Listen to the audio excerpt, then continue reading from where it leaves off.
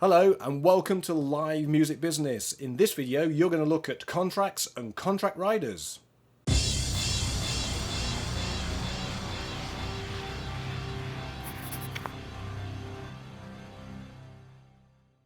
Hello and welcome back to the series on the live music business. In this video you are going to be looking at contracts and contracts riders for live music performance. So as a recap, we've looked at the booking agents, we've looked at the promoters and how they work the deals together.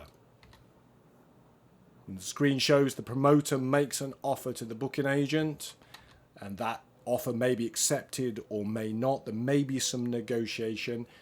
At the point when both parties are happy, then the booking agent will issue the deal memo, which spells out everything that's been discussed and the offer, promoters' costs, gross potential, ticket price in one document.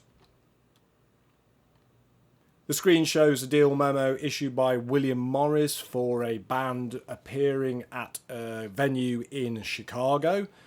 So this is everything that the booking agents will be talking to with the promoter. As you can see, the screen shows the offer itself, the venue capacity, the promoter's costs, everything that has been sorted out, and this goes into this deal memo. Now this is not a contract. This is just the deal memo, and this remains on the system so that everybody can look at it as the show approaches, just to make sure that they agree with all the details.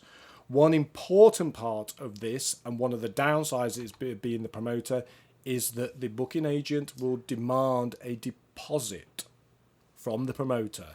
In this case, it's $300. It can be as much as 50% of the fee or guarantee, and it can be asked for months in advance of the show taking place. So this is a downfall of a promoter, your cash flow. She's been expected to stump up $300 months before the show as a way of securing the show. And again, this all helps the booking agent to maintain their positive cash flow. And also it's good for the artist to know that there is money kicking forward from future revenue. So the deal memo is issued, and if it is agreed, then at some point the artist manager will instruct the booking agent to then instruct the promoter to put the show on sale, and a contract will be issued. The contract is specific to the show. And as the screen shows, the contract is between the artist and the promoter. It's issued by the booking agent, but it's between the artist and the promoter. The screen shows a contract for our show at the Lexington, which we looked at in the video about how the deals are done. So the contract basically spells out what we've got in the deal memo in a more legalese type of way. The booking agent sends it to a copy to the artist and to the promoter. They both sign it, they both agree on it, and then that's it. The show is formalized and it can be put on sale. It is at this point where the promoter can choose to disagree with some of these terms. And this is specifically to do with riders, and I'm going to go into that in a second. But at this point, the promoter could put a red line through some of the clauses in this contract and then send it back. And this is very true of festivals. When you play a festival, you will often get your contract returned and it will have red lines through various clauses, and it will say festival conditions apply, because they won't be able to supply what you're asking for in the middle of a green field. So one question I do get asked, as the screen shows, yes, you need a contract. You need a contract for every show you do, especially if you're doing a ticket split deal. So a ticket split deal, as I explained in the previous video, is where a promoter will sell tickets, she will deduct her costs, and whatever's left she will split between the artist and herself. If you are an undiscovered act playing a ticket split show, you want to know for a fact what the promoter thinks her costs are going to be. It's no good you selling out a 200 capacity room on a ticket split basis and then the promoter to walk in and say, well, actually, I've got all these costs. I spent $4,000 on advertising. So yes, get a contract. So that's the contract. It's specific to the show. We're now going to move into the contract rider. The contract rider is usually made up of a couple of parts, and the screen shows what elements go in, and you're probably familiar with the catering and hospitality requirements, but a good contract rider also tells a promoter what the artist needs from a technical point of view.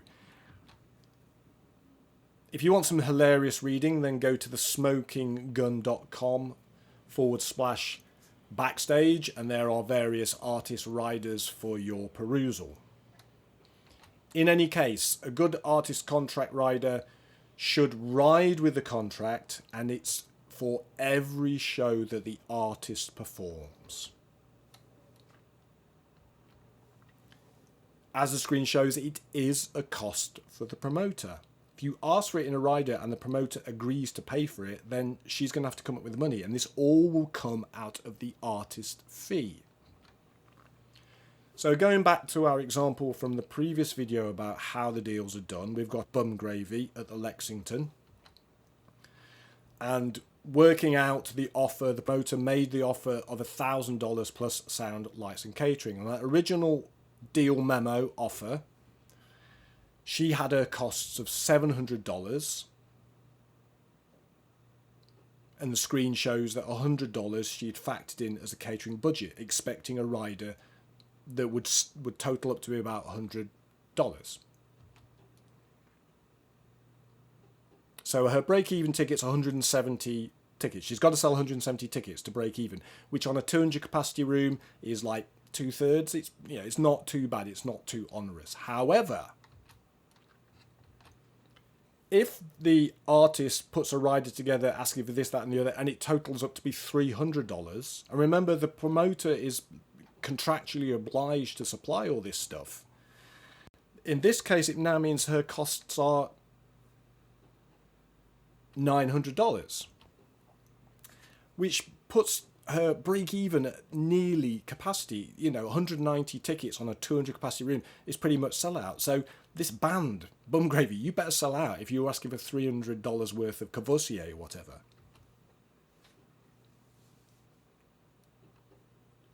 And just as a recap, the screen shows from part 5 the costs with the artist rider amount. So it's important when creating riders that you're not just asking for stuff because you've seen it on the Smoking Gun or whatever. It is a promoter's cost, and if an artist wants a relationship with a promoter in the early stages of her career, she will keep her demands low to keep the promoter's costs low, which, one, gives more money at the end of the night if the show does well, and long term creates a good impression for the promoter. And it's not just food and beverage, this comes to the technical part of the rider as well. If you need it, take it with you. If it's that important for the show, you should have it with you. You can't rely on a promoter providing it, and if they do provide it, it's probably going to cost an arm and a leg, which will come out of the artist's performance fee. So that's my rant about riders over. I hope you're enjoying the series of videos I put together about live music business. If you are, I really appreciate it if you would like and subscribe. So thanks a lot for watching.